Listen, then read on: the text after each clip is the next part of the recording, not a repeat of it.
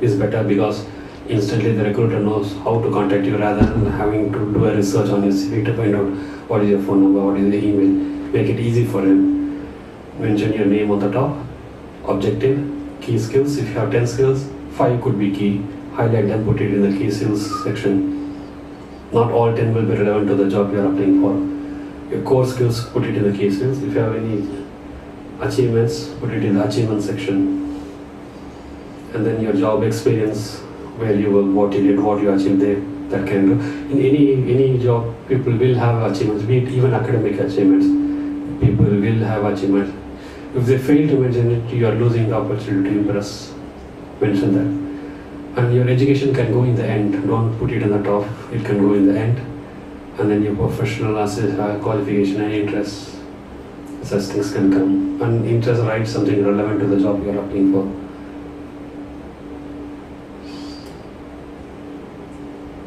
Interview tips. If you fail to prepare, you prepare to fail. If you don't prepare, you will certainly fail. That is what this famous quote says.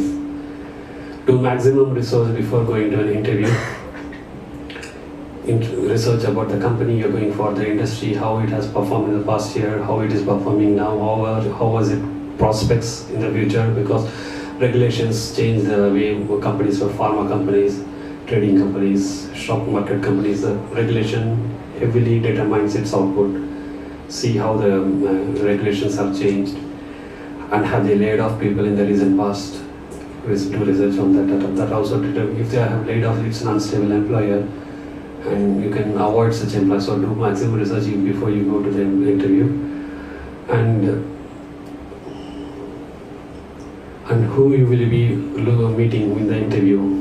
Search on the name, look into the LinkedIn profile, and you'll get some idea about where he has worked and what he will be expecting. Depending upon where he has worked, you can judge what he might be, which areas he might be asking about. Certain companies are rigid about certain things. If he has worked there, we will know what he will be expecting. Research on the interviewer as well, and have their address, contact number, and their handy, just to in case if you want to contact them, and have a printout of the email confirmation. Many places, IT parks, if you go without that email, you won't be let in for security reasons. That's a valid scenario. Also figure out where you're going to park. If you're going taking your own vehicle, most places they won't be parking. Visitor parking won't be there. Figure out where you're going to park. If you're taking the public transport, figure out everything up front. Prepare. Plan for traffic delays. There could be traffic delays. It's perfectly acceptable. But let the interviewer know. You have the contact details. Just call them and say, due to this, my tire got punctured, or there is some dharma going on somewhere. Because of that, there is traffic disruption. Train lanes are disrupted. So please apologize, and then they will understand and they will try to reschedule. Because the interviewer time is very crucial. They are busy. They have their own tasks to do as well. Among a busy schedule, they have scheduled your slot. So value that and inform upfront, telling I'm running late. They won't they won't mind. They'll understand. Most cases they will understand. They will try to reschedule it or just wait for you. Etiquettes: switch off your phone. Never keep it on. There are examples where people have weird ringtones, and it starts ringing all of a sudden in the middle of the interview. One guy had pranked his friend by recording his own voice in a weird way, telling, "Bloody take the phone." And in the interview it says, "Bloody take the phone." Switch off your phone. Okay? And request for the business card. If they give, accept it. If not, don't start an argument there. And there is a reason why you can need to ask their business card, because you will get their contact details, using which you can send a thank you note later on, thanking them for the opportunity, showing your keen interest, explaining why. And if you have any follow-up questions that you failed to ask in the interview, ask that in the email thank you note. And if you fail to answer some question the right way, and if later you found out the right answer, you can explain this. They appreciate you telling, yeah, okay, this guy has not just gone home and then he has researched what he has done wrong and he has corrected it. Appreciated. Such candidates are liked. Keep it positive, never talk negative. If you don't like your previous manager, don't tell. If you don't like your previous company for some reason, such negative people are never preferred. You can do the same to the current employer. Don't do that. Keep it positive. Have a good body posture. Don't be very defensive. Don't cross your arms. Don't shake your legs. Don't show signs of nervousness. Feel bold, feel confident. You are there to present your skills and interview the interviewer. You are going to ask questions about the company as well. It's not one way, it should be two-way communication. Let it be a conversation rather than him asking you a question. No. You can ask questions as well. Make it pleasant. There are n number of tensions going on in this world today, n number of depressions happening. Be pleasant, give a smile. Such people who smile are preferred. They create a good work environment. They are good colleagues. They make the place, smiling, laughable places to work. Such employees are preferred. Keep eye-to-eye contact with all the interviewers. Look into the eyes and give an answer. That brings their attention towards you, to your answers. Don't just look at the ceiling or the window and give answers. It shows that you are bored and disinterested in the role. Some people shake their legs, and such things are really no. And read a little bit about body language. What body language conveys what. Read about that, it helps. And okay, one important thing. Wait for the interviewer to run the interview. Some candidates, they think they are over smart. They start on talking, never giving the opportunity for the interviewer to ask questions. They think they are smart. The interviewer has certain questions in mind to ask you, to test you whether there will be some mandatory questions and some optional questions for you. If you answer right for the mandatory questions, and the optional questions, if you do answer wrongly as well, they will hire you still. But you should give him the opportunity to ask the right questions. If you don't ask him, give him the opportunity to ask the mandatory questions, you may think you floored the interview, you were better than the interviewer, you know more than you think. But he didn't get an opportunity to ask you the questions he wanted to ask you. So there are more chances he will reject you. This has happened. Some candidates, they keep on talking irrelevant things. Just answer to the point, answer to the question, to the level required. If you don't know some answer to some question, that's alright. So you don't know. Rather than beating around the bush, giving the wrong answers. Don't waste time. Interview time is very crucial. Impress the interviewer. And if you don't understand the question, you can tell, I don't understand the question, can you repeat this? If you can't hear for some reasons, they will not mind.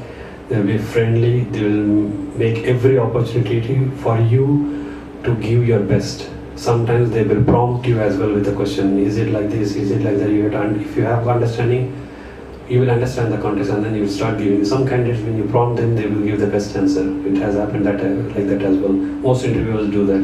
If they like the candidate, they try to prompt the answers. Is it like this? Is it like in this? Then you will understand what the context of the question is. Sometimes a question directly, when it is phrased, you will not understand. When he gives more information about the question, you will know the context of what he is wanting. Then you can give a better answer. If you don't understand, ask. No issues.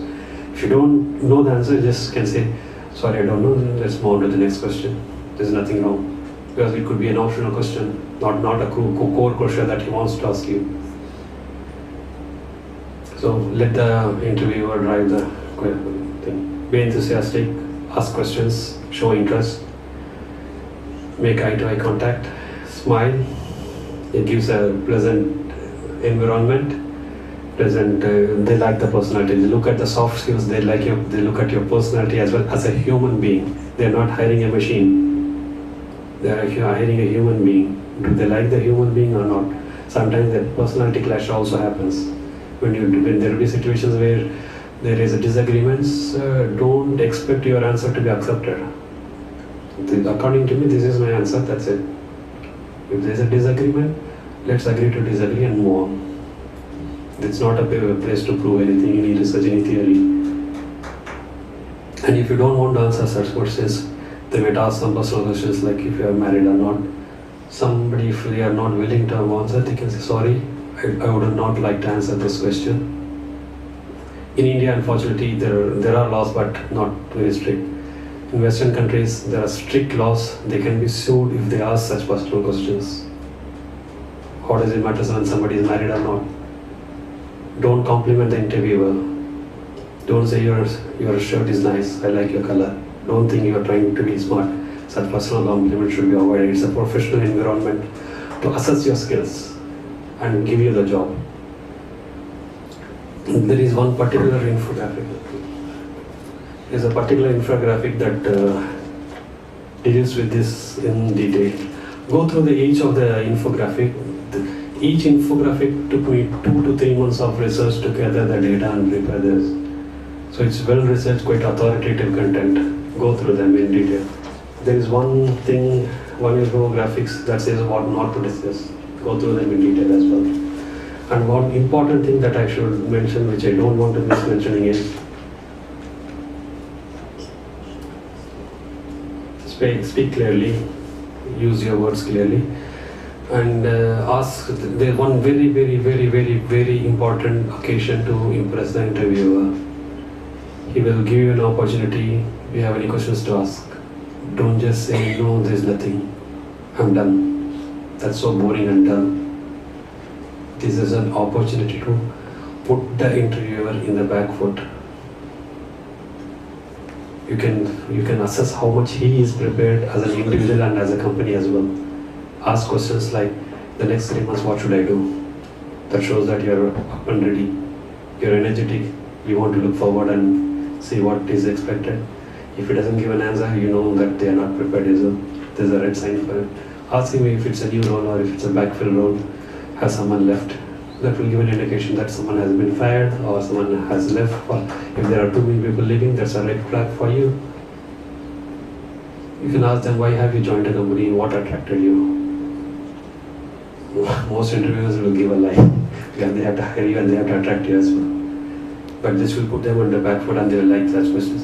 It need not be a serious question. Ask a very informal, hilarious question like, what are your New Year resolutions? It can be some simple questions as well. Create a good personality, good environment, good impression of yourself. Ask questions and also ask, what is the next steps, what is in the process, when can I expect a reply? And is there any question that I have not answered proper? If they have any such thing in mind, they will tell, and you can say, I'll follow up with her in an email, the right answer that I think is correct. If they say within a week we should tell, you will know till when you can get a reply rather than waiting forever. So this is a very vital opportunity, don't miss it. Types of questions asked, tell about yourself. So it's a boring question for me. But you can tell something that is not on your CV. Habits, personal habits, personal passions, anything extra you do apart from work, you can explain that. There could be some competency-based questions as well. Competency-based question as well. Give me a situation where you handle pressure. Tell me about your weakness. Don't tell the truth and not get the job. Turn your answers into positive ways. Answer everything in a positive manner. Don't reveal how you can't be hireable. Don't reveal that. Even they will have their own weaknesses. I don't like these questions, but in some interviews they ask, be prepared, do research and go with an answer. Strength, weakness, strengths, weakness. You can try the answer of weakness into your strength as well. You can tell that I need some training on this and I'm learning, I'm doing this course to get myself upskilled. That indicates that you're trying, making efforts to overcome your weakness. Such examples, just one example I'm quoted. When asked about money, don't give a fixed answer, give a range. Yeah, this I have asked, spoken about. What if you have any questions? Ask him the questions. You should ask the question. They like people who are proactive and who are shrewd and sharp, rather than dull and boring candidates. You can ask very uncomfortable questions in the sense, in the right context. Why your company has shown bad results last year. What steps has your company taken to overcome that, to recover from that business loss? It shows that you have researched on the company. They'll be quite impressed. You can say your company has got awards only up to this year. Why has there been no innovation after that? Interviewer will not have an answer himself. He will like such questions. If they don't have an answer, they will communicate to you later. That's fine via the recruiter or directly as well. But try to impress him and ask some questions. After the interview, send a thank you note. Last slide. I will briefly touch this before we open the floor for questions because we are short of time. Most people would want to work abroad. Okay, how can they work abroad? What are the avenues? I'll come back to the Middle East last. USA, to work in USA, you need a visa called H1B. Okay, that allows you to work for 3 years and it can be extended for another 3 years. You need an employer to sponsor you this H1B visa so that you can work in USA. Between January and April of every year, they advertise on Naukri.com, Shine.com, search with the keyword H1B. Any employer who is willing to sponsor a H1B and looking for candidates, he will advertise between January and April of every year. He will mention the skills he is looking for, apply to it, there will be an interview. They will send you the paperwork, they will do the presentation paperwork. You can go to the embassy, get the stamping, go, and then you can find the client. This is H1B program. Tier 2, I'll come to that in the end. For Germany, you have something called job seekers visa. It is a wide open window now that can close anytime. Using this visa, you can go into the country, you can work, you can look for jobs for up to 6 months. So up to 6 months, you are allowed to stay in that country with no job, provided you can meet your own expenses. Using job seekers visa, get into the country. Before going there, proactively learn their language and go. For any European country you go, you need to learn their language. Otherwise, it will be difficult. Germany, it is like this. Canada, it's a points-based immigration system. For your education, if you have postgraduate, you will get certain points. If you have certain age, you have certain points. If you earn up to this much amount of money, you will get certain points. So if based on all the points you get, it can be summarized and see whether you will qualify for the bare minimum. If you cross that points, you will get the points-based immigration. You can go in and then search for a job. The reason I said UK, I'll come back later, is as of now, UK, there's no option to go into the country. That is closed. But UK elections got over recently. The current Tory government have promised in their polling manifesto that they will open up points-based immigration again. It was there before, it was called Highly Skilled Migrant Program, points-based.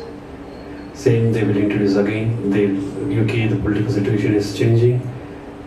They don't want to employ Europeans because they feel they are taking up their low-skilled jobs. Instead, they'll open a points-based system for highly skilled profiles like doctors, engineers, IT. So it's a big opportunity that's waiting to happen. Tap that. In Middle East, you need something called, most cases you go on a travel visa, look for jobs there, and then an employer has to offer you a visa called Iqama, work permit. But Middle East is a bit unregulated market. Be very careful. Use the right resources. I myself have got many jobs in Middle East, but it is for candidates who are living there, not from India.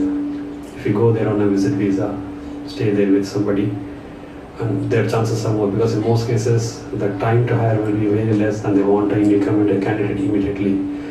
The process of hiring from India is different if you are local, it's quicker. So if you are there and you attend walk-in interviews, you got a better chance to work in the Middle East. This is a brief description of everything. Each has got its own in-depth explanation. Visit this blog. Each topic that I have spoken to you has been covered in detail in every article, blog.jobsformine.com. And there are professionally written CV templates as well. And the infographics I spoke to you about, they are present in the website as well. I will pass these slides. Don't worry, everyone will get a copy. You can go through these resources, and if you want to contact me, my email address is in this last slide. And the floor is open for questions. And you just raise your hand and then ask a question, and I'll answer a question. Are there any questions? Yes, please. I have 2 questions. Yeah.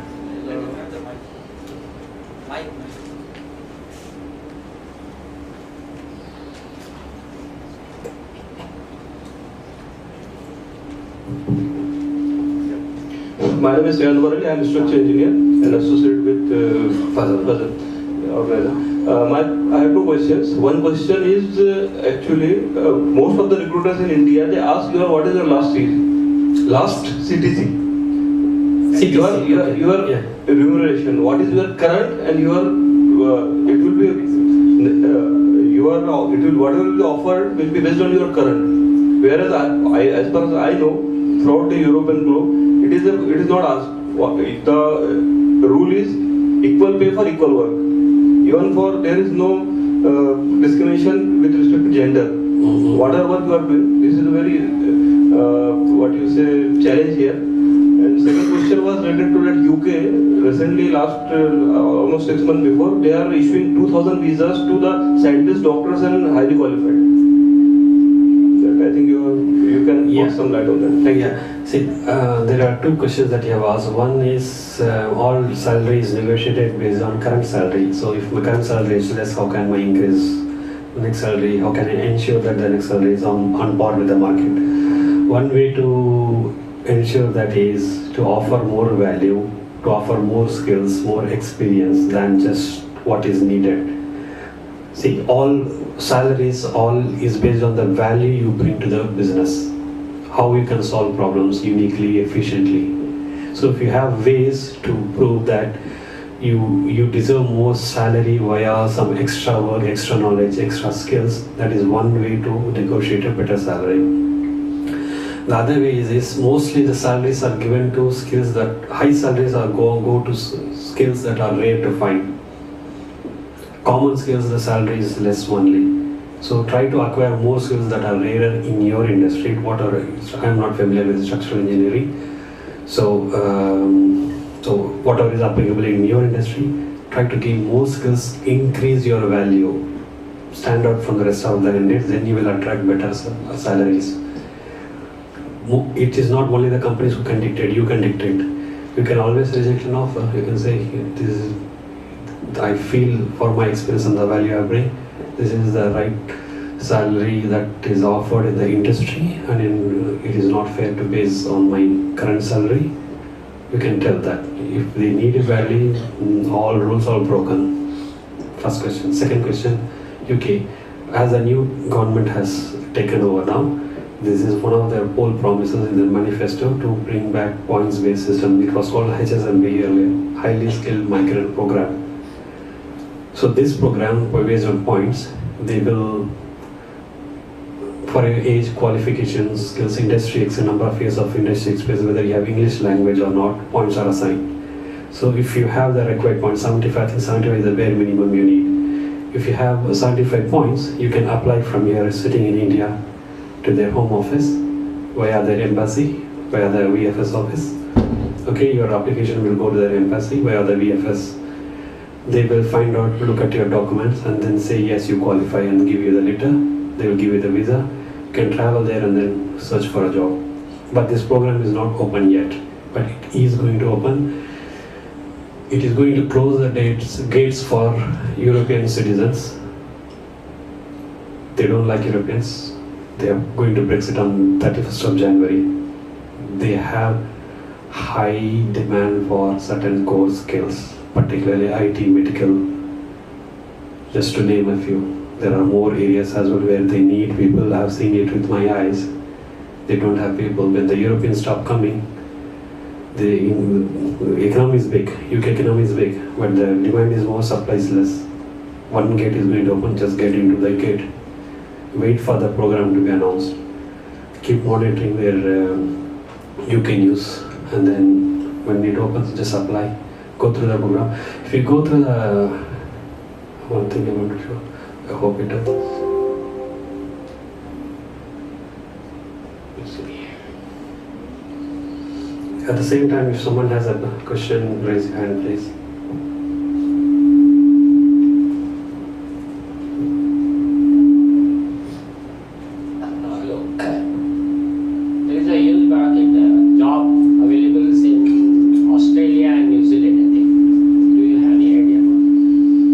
Australia and New Zealand, how to find a job?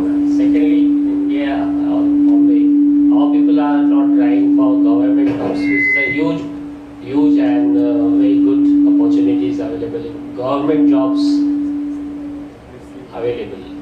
your first question was how to find a job in Australia and New Zealand, okay? And what was the second question? It is about the huge market in the government sector. It's not being explored by our community. So I think that is a big opportunity to be explored. So you're talking about the government jobs in India. Yeah, unfortunately that is the case. There are resources, there are plenty of libraries. Plenty, I'm talking about plenty, not one or two. Brother Faisal will agree with me. There are hundreds of WhatsApp groups. Plenty of job information is being posted. How much of it is utilized, Allah knows better. For answering the question for government jobs. Currently, hiring in government jobs is also gone down. Okay, even when it was good, certain people were not using it, unfortunately. But it's all driven by need. It all depends on what they want. We can't force them. All we can do is provide a platform where we can give the information. It is up to the people to utilize it. Coming back to your first question, New Zealand, there is no option now to go and work. Australia, there was an option, now that is closed as well. They had a similar points-based immigration system in Australia, but they have closed it. So we have enough immigrants, we don't need any more. So simple answer is both countries as of now you can't go unless an employer says that I need X person, I need to hire X person from India because I can't find his skill locally. Then you can work for me. The employer has to give you the visa. The chances of finding that is sitting here is very, very remote. That's an honest answer. Unless you have very good, unique skills that are rare in the market, and if you are inside the country for some reason, you got a better chance. Otherwise, our chances are very less. Coming back to the government exams, yes, there are ample opportunities, ample avenues via which the candidates can apply for government jobs. Employment used to start with competition success review magazine too. Few examples. Every resource is published there. It's just candidates have to apply them. First of all, in job, candidates need to get that confidence. Okay, we can. With one interview, you might fail. With the second interview, somebody, I'm just generally telling, somebody can fail. But each failing interview, you learn something in that interview, how to perform. Take it as an achievement, take it as a milestone. That should help you in the next interview. Nobody is perfect in the first interview. With practice, you can get the perfection. Don't hesitate to attend interviews. Start attending. Initially, it will be blank. That's all right. If for everybody it was like that, we are not different. Start attending interviews. Any other question? I was just trying to open the internet here to show you something. Maybe it's not there. Yeah. Go on. Assalamu sir. Walaikum assalam. My name is Rais Sheikh. I am from Hajaus IS Coaching in London, sir. My question is that, sir, shall we mention about the award delegates, what we have got in our primary and secondary school? If yes, then to what extent? Definitely you should mention. Extent, there is no extent, mention everything. Is your case of an entry-level job? You're looking, you don't have experience and you're looking for an entry-level job, right? As an entry-level job, see, CV is a place where you can explain how you can offer value. So as a fresher or as an entry-level job, all the awards are your academic achievements, you have to mention them. So you are proving to the employer that you have proved something at a young age that others have not done. Mention all the awards, mention the most recent ones, the top, mention all the details like who issued it, what was your first rank or second rank, mention the geography among whole of Maharashtra. Give all maximum details as possible. It is definitely value addition. Next question.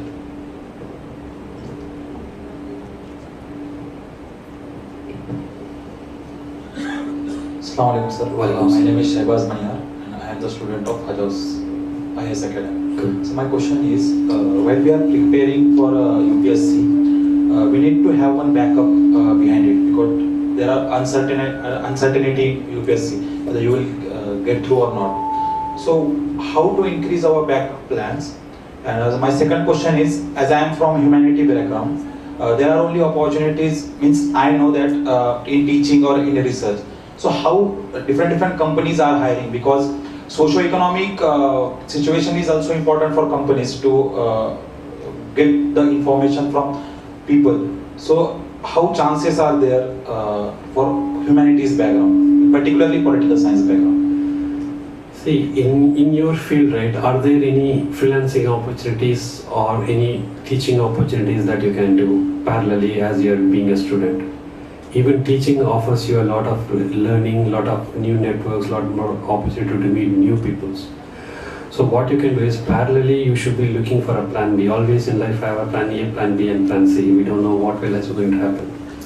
Have a plan B. Plan B could be a freelancing opportunity in your own field, because I'm not an expert in humanities, so I can only tell a generic answer.